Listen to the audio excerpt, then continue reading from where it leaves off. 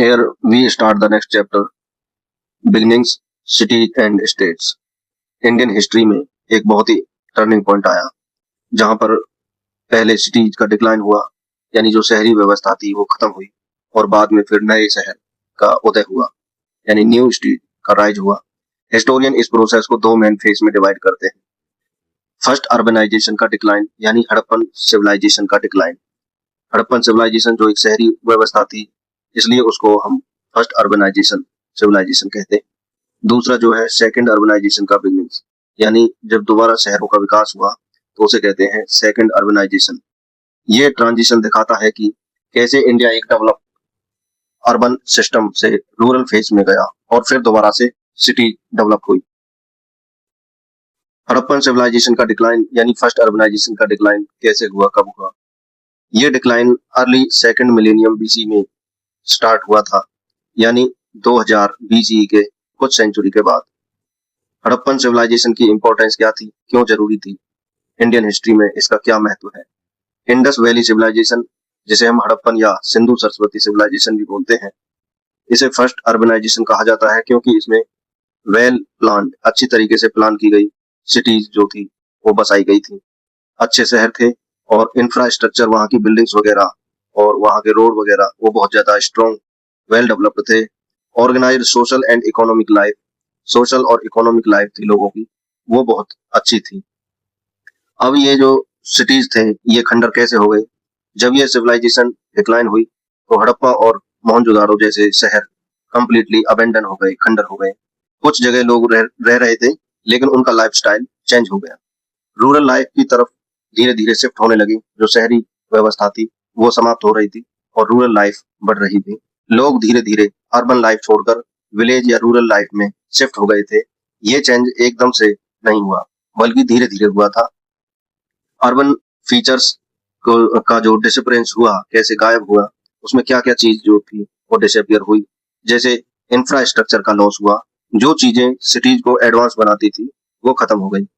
बड़े और well built house और पब्लिक बिल्डिंग्स वो खत्म हो गए थे। प्लान स्ट्रीट्स थी और बिजी मार्केट्स थे, जो गलियां वगैरह थी जो प्लानिंग के तहत बनाई गई थी, और जो मार्केट थी जिसमें काफी ज्यादा उस समय भीड़ रहती थी, वो धीरे धीरे गायब होने लगी। उस समय जो लोग ऑक्यूपेशन करते थे, स्पेशल ऑक्यूपेशन, वो भी डिसअपियर होने लगे। अर्बन जॉब्स थी कम हो गई और उनकी ऑर्गेनाइजेशन टूट गई। जैसे उस समय जो ऑक्यूपेशन थे, जैसे मेटल स्मिथ्स जो धातु का काम करते थे, पॉटर्स जो बर्तन बनाते थे, वीवर्स जो बुनने का काम करते थे, और बिल्डर्स जो बिल्डिंग बनाने का काम करते थे, सभी का ऑक्यूपेशन का डिक्लाइन हो गया था। उस समय जो राइटिंग सिस्टम चलता था उसका भी एंड हो गया। हड़प्पन राइटिंग सिस्टम जो आज तक डिकोड नहीं हुआ है, आज तक वो पढ़ा नहीं जा सका, वो कंप्लीटली डिसअपियर हो गया था। सैनिटेशन सिस्टम का कोलैप्स हो गया होना, जो उनका जो एडवांस ड्रेनेज और सैनिटेशन सिस्टम था, जो नालियां जो उन्होंने बनाई थी, जो सफाई की व्यवस्था थी उनकी, वो सभी कोलैप्स हो गए, यानी ध्वस्त हो गए। एडमिनिस्ट्रेशन था, जो वहां का प्रशासन जो चलता था, उसका भी ब्रेकडाउन हो गया था। अब कोई क्लियर एविडेंस नहीं मिलता, लेकिन उस समय स्ट्रॉन्ग एडमिनिस्ट्रेशन था और सेंट्रल अथॉरिटी एक रहती थी और रूलिंग क्लास या ऑर्गेनाइज स्टेट बहुत ज्यादा थे, लेकिन अब इनका कोई एविडेंस क्लियर नहीं मिलता है। इससे लगता है कि उनका पॉलिटिकल कोलैप्स हो गया था, जो उनका राजनीतिक जो तंत्र था वो ध्वस्त हो गया था। अर्बन डेवलपमेंट में लॉन्ग गैप आया। दोबारा जब अर्बनाइजेशन हुआ तो इन सब चेंज की वजह से लगभग 1000 साल तक इंडिया में प्रॉपर अर्बन लाइफ नहीं रही। लेकिन लाइफ रुकती नहीं, लोग विलेज में रहने लगे, अलग अलग रीजनल कल्चर डेवलप हुए। ये कल्चर अर्बन नहीं थी, लेकिन ये कल्चर बहुत ही इंपॉर्टेंट थी।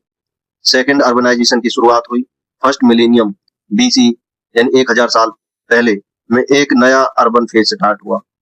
ये मेनली गंगा प्लेन में स्टार्ट हुआ था, क्योंकि वहां की जो भूमि थी वो फर्टाइल थी, उपजाऊ भूमि थी, एग्रीकल्चर के लिए अच्छी कंडीशन थी वहां पर। फिर ये सेपरेट हुआ, उसके बाद गंगा प्लेन के बाद ये इंडस बेसिन के पार्ट में यहाँ पर फैलाव हुआ इसका, और फिर बाकी के रीजन में इसका फैलाव हुआ। तो इस तरीके से अर्बनाइजेशन जो था वो फैला एक जगह से दूसरी जगह पर। न्यू अर्बन फेज की फीचर्स, जो दोबारा जो शहर बने उसके क्या फीचर्स थे, क्या लक्षण थे?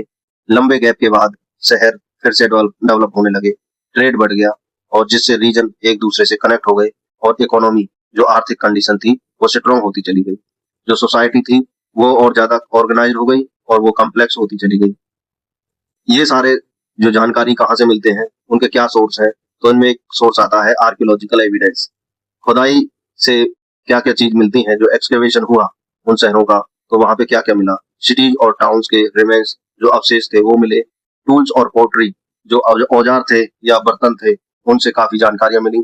अर्बन लाइफ की प्रूफ यानी शहरी जीवन के क्या सबूत, तो क्या क्या सबूत मिले वहां पे, और उसी से क्या क्या जानकारी इकट्ठी की गई, ये सभी इतिहास में शामिल हो गई।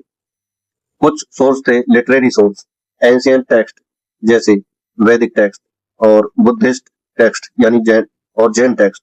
कुछ ग्रंथ जो वैदिक वैदिक काल और बुद्धिज्म से जुड़े हुए थे और जैन धर्म से जुड़े हुए थे। उन सभी ग्रंथों में टेक्स्ट में सिटी शहरों का, व्यापार का और प्रशासन का और डेली लाइफ का वर्णन मिलता है। ग्रंथों में यानी टेक्स्ट में अर्बन लाइफ का जो डिस्क्रिप्शन मिलता है, वो कैसा डिस्क्रिप्शन मिलता है अर्बन लाइफ के बारे में।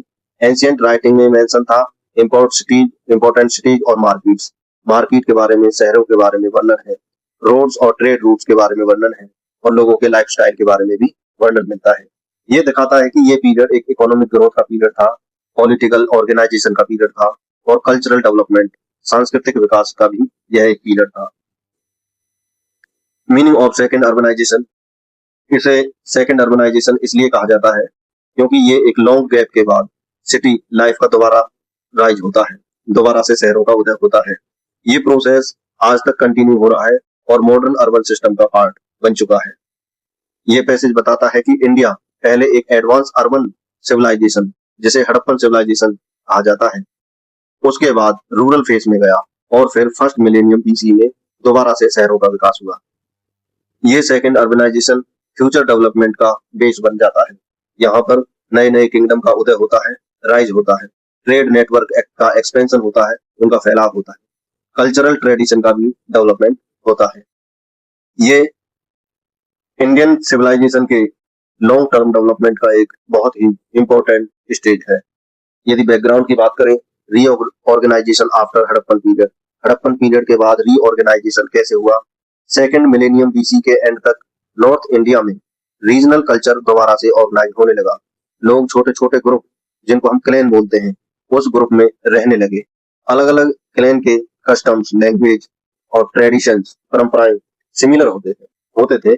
ये पीरियड पॉलिटिकल डेवलपमेंट का एक स्टार्टिंग फेज था। उसके बाद जो क्लैन थे, क्लैन के बाद जनपद आ गए।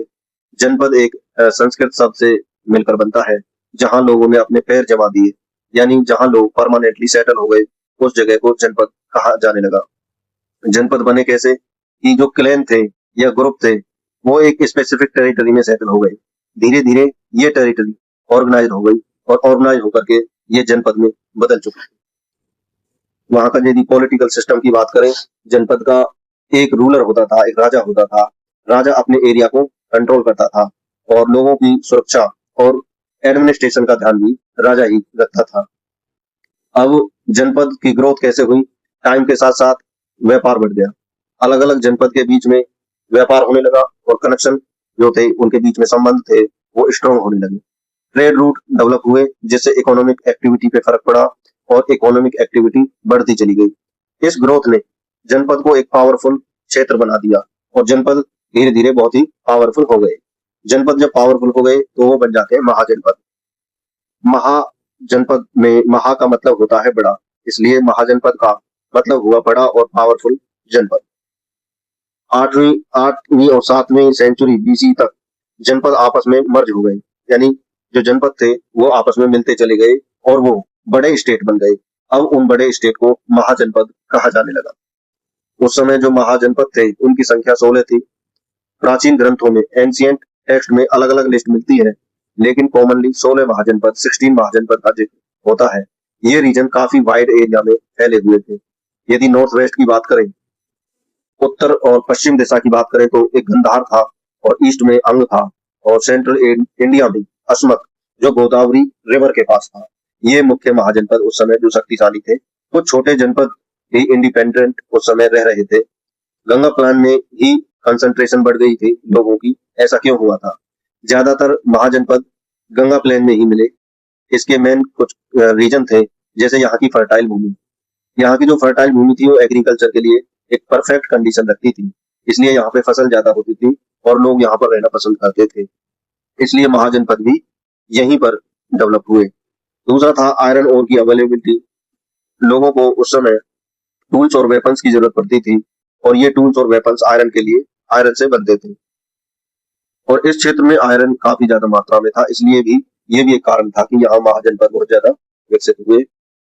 ट्रेड नेटवर्क, व्यापार का डेवलपमेंट और कनेक्टिविटी भी इस एरिया में बहुत ज्यादा थी, इसलिए भी ये कारण था कि यहाँ पर महाजनपद डेवलप हुए।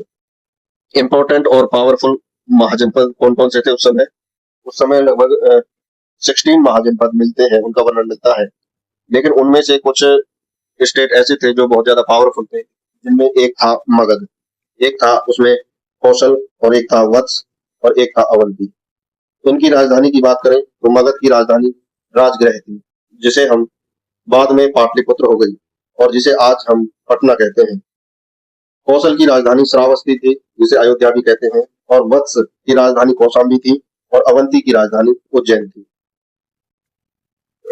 इन राजधानियों की क्या विशेषता थी? महाजनपद की कैपिटल बहुत ही वेल डेवलप्ड थी और ये एक सुरक्षित शहर होते थे। यहाँ पर स्ट्रॉन्ग, बहुत ही मजबूत स्ट्रॉन्ग फोर्टिफिकेशन वॉल्स थी, यानी जो किलेबंदी थी वो बहुत ही ज्यादा स्ट्रॉन्ग थी, जिन्हें हम रैम्पार्ट्स कहते हैं। बाहर एक मोट यानी खाई होती थी उस किले के चारों ओर, जो सुरक्षा में बहुत ही उसका योगदान होता था। यहाँ के जो गेटवेज थे, एंट्री गेट थे, वो बहुत नैरो होते थे, जो सिक्योरिटी पर्पज के लिए बहुत अच्छे माने जाते थे। एंट्री गेट पर और एग्जिट गेट पर गार्ड्स यानी सुरक्षा कर्मी होते थे, जो चेकिंग का काम करते थे। एंशियंट और मॉडर्न सिटीज का कनेक्शन क्या था? Connection with modern city. एक इंटरेस्टिंग बात यह है कि इनमें से कई कैपिटल आज भी मॉडर्न सिटी के रूप में एग्जिस्ट करते हैं। मतलब कुछ इंडियन सिटीज लगभग 2500 साल पुरानी है। महाभारत से भी इनका कनेक्शन मिलता है कुछ शहरों का। महाजनपद के मैप को जब हम महाभारत के रीजन से कंपेयर करते हैं तो कुछ नाम सेम मिलते हैं। इससे ये पता चलता है कि एंशिएंट ट्रेडिशन और रीजन में कंटिन्यूटी थी और टाइम के साथ साथ उनका डेवलपमेंट हुआ। तो इस प्रकार जनपद छोटे सेटल रीजन थे जहां क्लैंस रहते थे। धीरे धीरे ये ग्रो करे और ग्रो होने के बाद ये महाजनपद बन गई और ये पावरफुल स्टेट बन गई। ये प्रोसेस इंडिया में ऑर्गेनाइज पॉलिटिकल सिस्टम और किंगडम के डेवलपमेंट का आधार बन गया। अब जो नेक्स्ट टॉपिक आता है, introduction early democratic tradition in ancient India. ये पैसेज बताता है कि एंशिएंट इंडिया में पॉलिटिकल सिस्टम सिर्फ मोनार्की तक लिमिटेड नहीं था, यानी राजा के रूल तक लिमिटेड नहीं था, बल्कि उसमें पार्टिसिपेशन और कंसल्टेशन के एलिमेंट भी थे। मतलब कुछ सिस्टम में डिसीजन मिलकर लिए जाते थे, केवल राजा ही डिसीजन नहीं लेता था, जो अर्ली डेमोक्रेटिक ट्रेडिशन को दिखाता है कि उस समय भी प्रजातांत्रिक व्यवस्था थी, डेमोक्रेटिक ट्रेडिशन थे। रोल ऑफ सभा एंड समिति इन जनपद। जो जनपद होते थे, हर जनपद में एक असेंबली या काउंसिल होती थी, यानी कुछ लोगों का समूह होता था जिसे सभा या समिति कहा जाता था।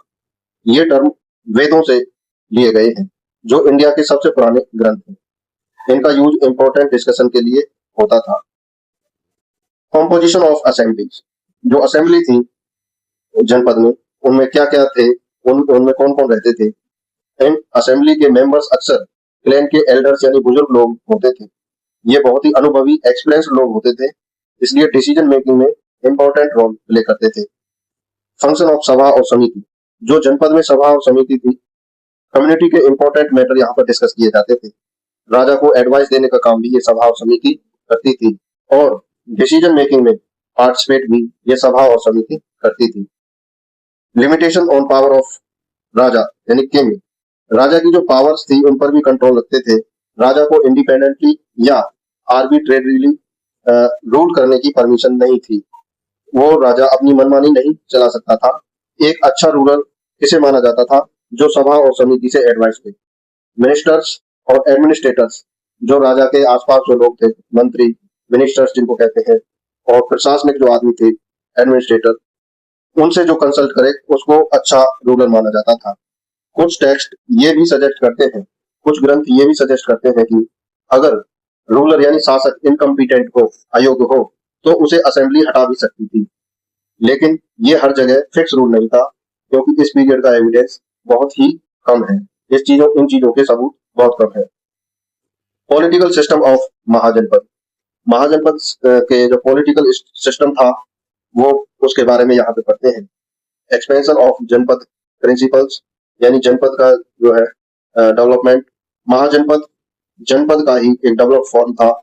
इन्होंने पहले के सिस्टम को और एक्सपेंड किया और ज्यादा ऑर्गेनाइज बनाया, इसीलिए वो महाजनपद बन पाए। बहुत से महाजनपद में मोनार्की सिस्टम था, जहां पर राजा हाईएस्ट अथॉरिटी होता था। राजा ही सबसे ऊंची पदवी होती थी। उसके साथ मिनिस्टर्स और एल्डर्स की भी असेंबली होती थी। मंत्रियों की और कुछ बुजुर्ग लोग भी उसकी असेंबली में होते थे। उसका पोजीशन जनरली, जो राजा था उसकी पोजीशन हेरेडिटरी होता था। हेरेडिटरी का मतलब वंश के हिसाब से होता था, यानी फादर से सन को मिलता था। जो राज था उसका उसके पिताजी के बाद उसके पुत्र को मिलता था, जो कि मोनार्की सिस्टम को दिखाता है। Duties of king. राजा की मेन रेस्पॉन्सिबिलिटी क्या क्या थी? टैक्स को कलेक्ट करना, लॉ एंड ऑर्डर मेंटेन करना, और कैपिटल के अराउंड यानी जो राजधानी थी उसके चारों ओर एक मजबूत फोर्टिफिकेशन, किलेबंदी करना, आर्मी मेंटेन करना, डिफेंस और वॉर के लिए, युद्ध के लिए और सुरक्षा के लिए आर्मी को मेंटेन करना। ये सभी चार जो ड्यूटी थी उस समय राजा की होती थी। पावरफुल मोनार्की के एग्जाम्पल देखते हैं। कुछ सबसे पावरफुल स्टेट थे, जैसे मगध जो आज का बिहार है, हौसला जो आज का उत्तर प्रदेश है, अवंती जो आज का मध्य प्रदेश है। ये स्टेट स्ट्रॉन्ग रूलर और ऑर्गेनाइज एडमिनिस्ट्रेशन के लिए बहुत ही ज्यादा फेमस थे। Non monarchial system. कुछ मोनार्कियल सिस्टम नहीं थे, गण और संघ। ये एक अलग ही पॉलिटिकल सिस्टम था। जब महाजनपद मोनार्की नहीं थी, कुछ में पावर ज्यादा लोगों में डिवाइड थी, जैसे वज्जी और मल्ल। दो इंपॉर्टेंट एग्जांपल हैं, वज्जी और मल्ल। इसमें इस स्टेट में सभा और समिति ज्यादा पावरफुल थी राजा से भी। इंपॉर्टेंट डिसीजन डिस्कशन के लिए जाते थे। जब डिस्कशन हो जाता था तभी जाके कोई डिसीजन मिलता था। जरूरत पड़ने पर यहाँ पर वोटिंग भी कराई जाती थी। सबसे यूनिक फीचर ये था कि यहाँ राजा को भी असेंबली सिलेक्ट करती थी। मतलब जो राजा था, रूलर था, वो हमेशा हेरिडिटरी नहीं होता था। गण और संघ सिस्टम था। ऐसे स्टेट को गण या संघ कहा जाता था। ये मोनार्की नहीं थे, बल्कि मेंबर्स ऑफ गवर्नमेंट्स में पार्टिसिपेट करते थे, यानी कई लोगों का समूह होता था और वो हर गवर्नमेंट्स में पार्टिसिपेट करते थे। मेजर डिसीजन कलेक्टिवली लिए जाते थे। एक आदमी कोई भी डिसीजन नहीं ले सकता था, जैसे राजा। डिसीजन कलेक्टिवली लोग इकट्ठा होकर लेते थे। अर्ली रिपब्लिक्स और डेमोक्रेटिक फीचर्स। अर्ली रिपब्लिक्स क्यों कहते हैं इनको? कुछ स्कॉलर्स ने सिस्टम को अर्ली रिपब्लिक इसलिए कहा क्योंकि पावर एक ही रूलर के पास कंसंट्रेटेड नहीं थी। डिसीजन कलेक्टिवली लिए जाते थे और लीडर्स को भी चूज किया जाता था, उनको भी चुना जाता था। डेमोक्रेटिक एलिमेंट्स जो ये सिस्टम थे, गण और संघ, इन सिस्टम में कुछ मॉडर्न डेमोक्रेसी फीचर्स थे, जैसे डिसीजन मेकिंग में पार्टिसिपेशन करना, तब जाके कोई डिसीजन मिलना। कुछ केस में वोटिंग सिस्टम भी था। ये सभी मॉडर्न डेमोक्रेसी के फीचर हैं, जैसा कि आज डिस्कशन और डिबेट लोकसभा और राज्यसभा में देखने को मिलती है। ये मॉडर्न डेमोक्रेसी जैसे बिल्कुल सेम नहीं थी, लेकिन दुनिया के सबसे अर्ली एग्जाम्पल में से एक थे। तो इस प्रकार ये चीजें, ये पैसे ऊपर वाले जो हैं दिखाते हैं कि एंशिएंट इंडिया के पॉलिटिकल सिस्टम काफी डाइवर्स थे, जहां कुछ महाजनपद मोनार्की फॉलो करते थे, वहीं वज्जी और मल्ल जैसे स्टेट में कलेक्टिवली डिसीजन मेकिंग सिस्टम था। ये प्रूव करता है कि डेमोक्रेसी का बेसिक आइडिया, जैसे पार्टिसिपेशन और लिमिटेड पावर्स ऑफ रूलर, यानी रूलर की लिमिटेड पावर, इंडिया में बहुत पुराने समय से एग्जिस्ट करते थे। नेक्स्ट है इंट्रोडक्शन। इनोवेशन का एक युग है। Introduction, the age of major innovation. Janapada और महाजनपद के पीरियड इंडियन हिस्ट्री का एक ऐसा फेज था जहां बहुत बड़े चेंज हुए। आइडिया, टेक्नोलॉजी, इकोनॉमी और कल्चर सब में डेवलपमेंट हुआ। इन चेंज का इफेक्ट इतना स्ट्रॉन्ग था कि आज तक इंडियन सिविलाइजेशन पर इसका असर देखने को मिलता है। नए आइडिया का भी राइज हुआ, थॉट सिस्टम डेवलप हुए, जैसे लेट वैदिक ट्रेडिशन, बुद्धिज्म और जैनिज्म। हर एक सिस्टम ने अपने बिलीफ दिए, अपने टीचिंग्स, शिक्षाएं दी और लाइफस्टाइल थे। टीचिंग का सेपरेट कैसे हुआ? इन आइडिया को पूरे इंडिया में फैला दिया गया, स्कॉलर्स और टीचर्स के थ्रू, मॉन्क्स, भिक्षुक, नन्स, पादरी के थ्रू, पिलग्रिमेज, तीर्थ यात्री पर जाने वाले लोगों के थ्रू। ये ट्रेवलिंग ग्रुप नॉलेज और कल्चर को अलग अलग रीजन तक ले गए। लिटरेचर का डेवलपमेंट यानी development of literature, her school ने अपनी लिटरेचर डेवलप की। इन टेक्स्ट में रिलीजियस आइडियाज, धार्मिक विचार, सोशल वैल्यूज, सामाजिक मान्यताएं, फिलोसफिकल डिस्कशन रिकॉर्ड किए गए, जो इंडिया की इंटेलेक्चुअल ट्रेडिशन को स्ट्रॉन्ग बनाते हैं। इंडियन आर्ट का रिन्यूअल ऑफ इंडियन आर्ट, इस पीरियड में इंडियन आर्ट में भी एक नया डेवलपमेंट हुआ। पहले भी आर्ट एग्जिस्ट करता था, लेकिन अब उसमें और ग्रोथ हुई है। आगे चलकर आगे चलकर एम्पायर के टाइम पर ये आर्ट बहुत ही ज्यादा फ्लोरिश हुई थी। अर्बनाइजेशन में टेक्नोलॉजी का रोल क्या था? Importance of iron importance of technology. Cities का डेवलपमेंट बिना टेक्नोलॉजी के पॉसिबल नहीं होता। जैसे हड़प्पन सिविलाइजेशन ब्रॉन्ज पर डिपेंडेंट थी, वैसे ही सेकंड अर्बनाइजेशन नई टेक्नोलॉजी पर आधारित थी। आयरन मेटलर्जी एक मेजर चेंज जो देखने को मिलता है, आयरन की इंपॉर्टेंस बढ़ी। इस पीरियड का सबसे इंपॉर्टेंट इनोवेशन था आयरन का यूज। आयरन को एक्सट्रैक्ट और सेव करना, आयरन को निकालना और उसे सेव करना, उसे अलग अलग चीजें बनाना सेकंड मिलेनियम बीसी से आता था, लेकिन उसे कॉमन होने में बहुत ही ज्यादा टाइम लगा। आयरन टूल का separate late second millennium BC तक आयरन टूल्स बहुत ज्यादा यूज होने लगे, जो डेली लाइफ में काफी यूजफुल थे। आयरन टूल्स ने एग्रीकल्चर को इम्प्रूव किया, यानी इम्पैक्ट ऑफ एग्रीकल्चर, आयरन का एग्रीकल्चर पे क्या फर्क पड़ा? आयरन टूल्स ने एग्रीकल्चर को इम्प्रूव किया। फॉरेस्ट क्लियर करना बहुत ही आसान हो गया, जंगलों को काटना आसान हो गया, ज्यादा लैंड कल्टीवेट की जा सकती थी, प्रोडक्शन बहुत ज्यादा बढ़ गया था, और ये सब हुआ था आयरन की वजह से, आयरन के औजारों के टूल्स की वजह से। इससे पॉपुलेशन और सिटीज दोनों ग्रो हुए, दोनों का विकास हुआ। आयरन और ब्रॉन्ज के कंपैरिजन में बेटर वेपन बने, जैसे स्वॉर्ड्स, तलवार, स्पीयर्स, खंजर वगैरह, एरो, तीर, शील्ड्स। ये वेपन ज्यादा स्ट्रॉन्ग, शार्प और इफेक्टिव थे, जो कि आयरन से बने थे।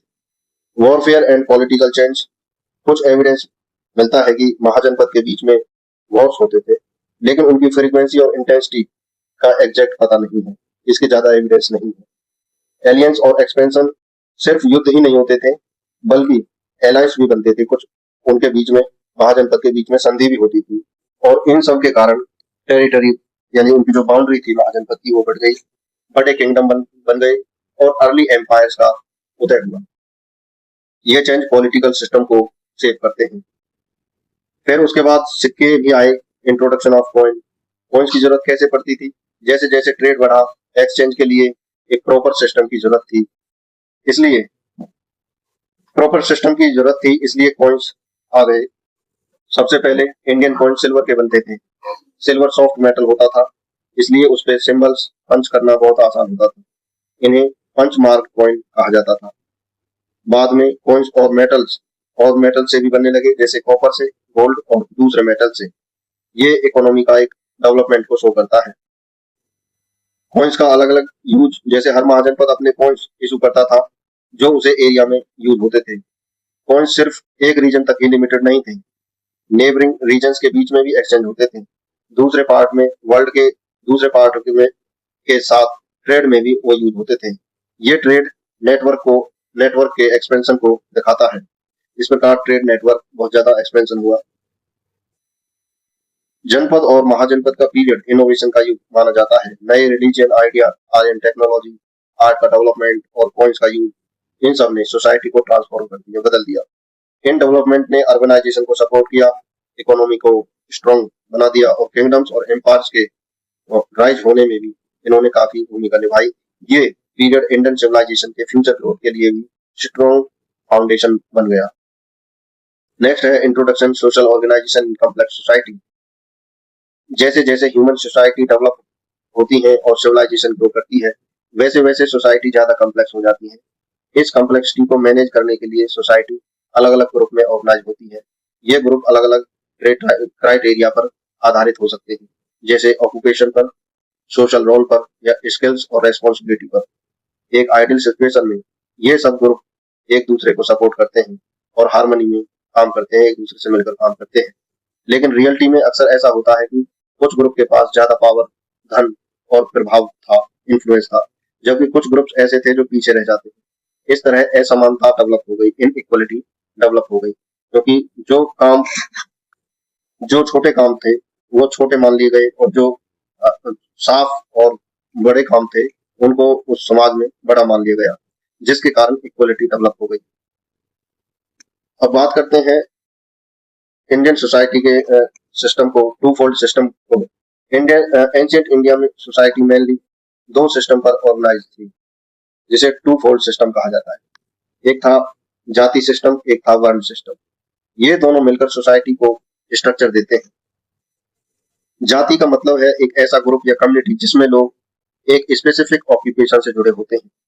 उनका जीवन, उनकी रोजी रोटी उसी काम पर डिपेंड करती है, यानी लाइवलीहुड जो है उनकी उसी काम पर डिपेंड करती है। हर जाति किसी पर्टिकुलर स्किल या प्रोफेशन से जुड़ी हुई होती है, जैसे एग्रीकल्चर से, या फिर कोई जुड़ी हुई है मेटलर्जी से, कोई व्यापार से जुड़ी हुई है ट्रेड से, और कोई क्राफ्ट्स यानी हुनर से जुड़ी होती है। जाति का एक इम्पोर्टेंट फीचर ये था कि स्किल्स और ऑक्यूपेशन जनरली एक जनरेशन से दूसरे जनरेशन तक पास होते थे। मतलब बच्चे अपने पेरेंट्स का ही काम सीखते और वही कंटिन्यू करते हैं। टाइम के साथ साथ एक जाति के अंदर भी सब डिवीजन हो गए, जिन्हें सब जाति कहा जाता है। इनके अपने अलग कस्टम्स और ट्रेडिशन होते थे, अलग रीति रिवाज और परंपराएं होती थी जाति के अंदर भी, सब जाति में, जैसे उनके मैरिज रूल, उनकी रिचुअल्स और उनकी फूड हैबिट्स। इससे सिस्टम और ज्यादा कॉम्प्लेक्स हो गया। अब जाति सिस्टम के अलावा एक दूसरा सिस्टम था जिसे वर्ण सिस्टम कहते हैं। वर्ण सिस्टम वैदिक टेक्स्ट से लिया गया है, वैदिक ग्रंथों से आया है। यह एक थ्योरेटिकल क्लासिफिकेशन था जो सोसाइटी को ब्रॉड कैटेगरी में डिवाइड करता था। यहाँ पर 4 वर्ण बताए गए। सोसाइटी को 4 मेन वर्णों में डिवाइड किया गया। ब्राह्मण्स, ब्राह्मण्स में कौन रखे गए थे? Knowledge of preserve our, knowledge को प्रिजर्व और स्प्रेड करना, रिचुअल्स और परफॉर्म करना, ये जो काम करते थे वो ब्राह्मण्स में आते थे। दूसरा, सोसाइटी और लैंड को प्रोटेक्शन देने का जो काम करते थे, उनको सुरक्षा देने का, वॉरफेयर में पार्टिसिपेट करते थे, युद्धों में भाग लेते थे, उनको क्षत्रिय कहा गया।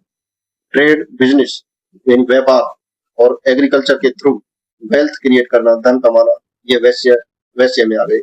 और आर्टिसंस जो थे, क्राफ्ट पर्सन, वर्कर्स, मजदूर, सर्वेंट, नौकर, ये सभी शूद्र कहलाए गए। तो ये था वर्ण सिस्टम, जिसमें 4 वर्ण आते हैं। वर्ण सिस्टम का उद्देश्य था सोसाइटी को डिफरेंट फंक्शन को ऑर्गेनाइज करना, ताकि हर ग्रुप अपना अपना रोल अच्छे तरीके से परफॉर्म कर सके। इसे कहते हैं फंक्शनल डिवीजन। कास्ट जो टर्म है ये भी आती है। कास्ट का मतलब क्या होता है? कास्ट शब्द पोर्टुगीज वर्ड कास्टा से आया है। 16वीं शताब्दी में, 16वीं सेंचुरी में जब पोर्टुगीज ट्रेवलर इंडिया में आए, उन्होंने इंडियन सोसाइटी को समझने के लिए ये टर्म यूज किया था। स्कॉलर्स के बीच में इस बात पर अलग अलग ओपिनियन है। कुछ लोग कास्ट को वर्ण से रिलेटेड करते हैं। ज्यादातर स्कॉलर्स यानी विद्वान कास्ट को जाति से रिलेट करते हैं। कुछ लोग कास्ट को पूरे वर्ण जाति सिस्टम के लिए यूज करते हैं।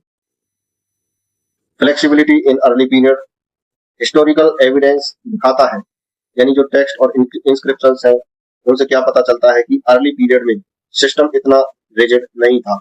लोग अपना ऑक्यूपेशन चेंज कर सकते थे और अगर जरूरत पड़े तो, जैसे ड्रॉट या नेचुरल कैलेमिटीज के टाइम पर जो किसान थे सिटीज में जाकर दूसरा काम कर लेते थे। कुछ ब्राह्मण्स ट्रेड या मिलिट्री एक्टिविटी में भी आ जाते थे। इससे पता चलता है कि अर्ली सोसाइटी में कुछ लेवल की फ्लेक्सिबिलिटी और मोबिलिटी थी। अब नेक्स्ट जो टॉपिक आता है, role of system in society. Social varna jati system ने सोसाइटी को ऑर्गेनाइज किया और अलग अलग रोल्स डिफाइन करे, जैसे अलग अलग रोल डिफाइन करे। इकोनॉमिक स्टेबिलिटी, ये सिस्टम इकोनॉमिक एक्टिविटी को भी स्ट्रक्चर करता था, जैसे प्रोडक्शन, ट्रेड और सर्विस। इससे सोसाइटी को स्टेबिलिटी मिलती थी। Increasing rigidity and inequality, time के साथ साथ ये सिस्टम रिजिड होने लगा। लोगों के लिए अपनी जाति या ऑक्यूपेशन चेंज करना बहुत ही मुश्किल हो गया। इस रिजिडिटी की वजह से कुछ ग्रुप पावरफुल बन गए। लोअर जाति के साथ भेदभाव, डिस्क्रिमिनेशन शुरू होने लगा। कुछ कम्युनिटी सिस्टम के बाहर भी कर दी गई। ये इनइक्वालिटी, असमानता सोसाइटी के लिए एक मेजर इशू बन गई, एक बहुत बड़ा मुद्दा बन गया। नेक्स्ट है, ये भी इंपॉर्टेंट है कि वर्ण जाति सिस्टम ही इंडियन सोसाइटी को डिफाइन करने वाला इकलौता सिस्टम नहीं है। और भी कई सिस्टम और फैक्टर्स थे जो सोसाइटी को इन्फ्लुएंस करते थे। इन्हें हम आगे क्लास में या उसमें स्टडी करते हैं सिलेबस में। वर्ण जाति सिस्टम एक कॉम्प्लेक्स सोशल स्ट्रक्चर था जिसमें ऑक्यूपेशन और सोशल रोल की बेसिस पर सोसाइटी ऑर्गेनाइज की गई थी। शुरू में यह सिस्टम फ्लेक्सिबल था और सोसाइटी को स्टेबिलिटी देता था, लेकिन टाइम के साथ साथ ये रिजिड हो गया और इनइक्वालिटी का कारण बन गया। इसका इम्पैक्ट इंडियन हिस्ट्री और सोसाइटी पर बहुत ही गहरा रहा है। नेक्स्ट है introduction, expanding connection across India. First millennium BC के दौरान इंडिया में सिर्फ शहर और किंगडम्स ही डेवलप नहीं हुए, बल्कि कम्युनिकेशन और कनेक्टिविटी भी काफी इंप्रूव हुई थी। अलग अलग रीजन एक दूसरे से ज्यादा कनेक्ट होने लगे। उनमें व्यापार, ट्रेवल्स और कल्चर एक्सचेंज हुआ था। इन पीरियड ने इंडिया को एक इंटरकनेक्टेड लैंड बना दिया।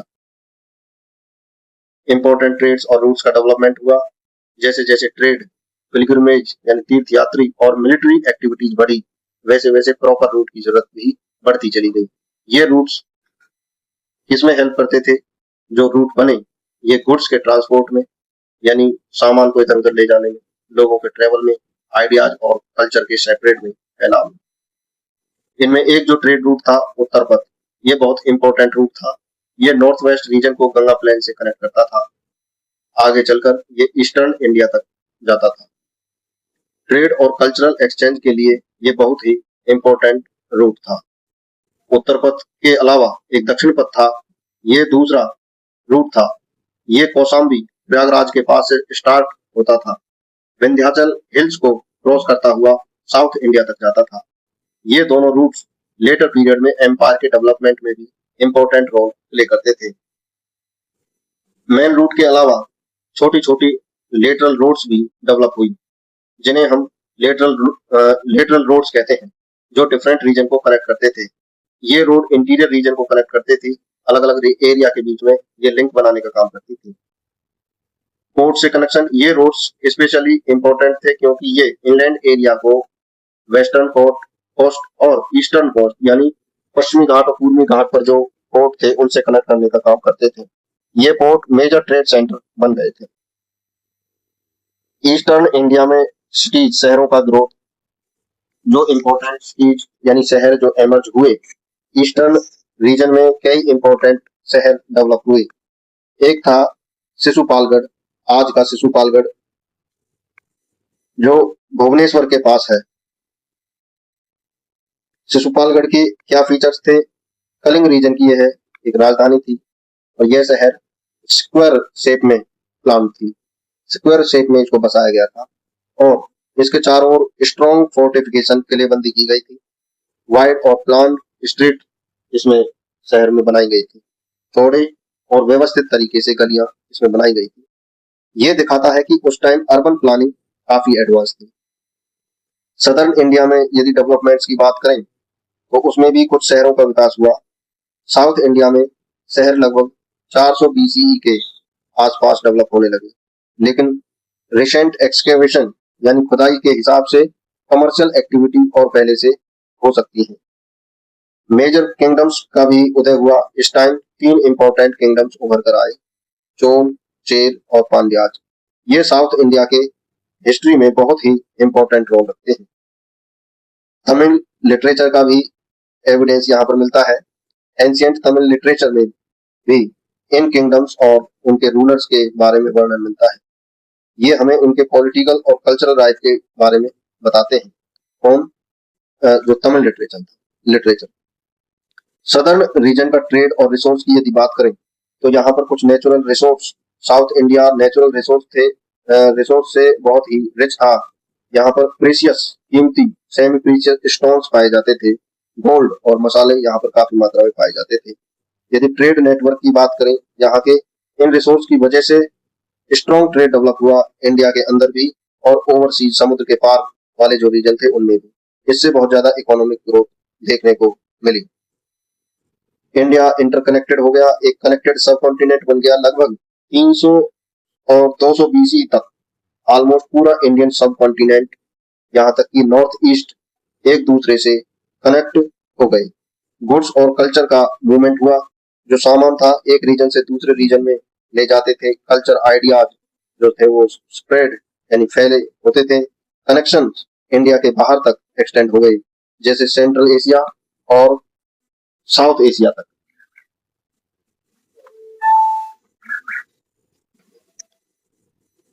अब बात करते हैं महाजनपद के एंड की। इस पीरियड के आसपास महाजनपद धीरे धीरे डिसअपियर होने लगे। इनके डिक्लाइन के बाद नए चेंज आए।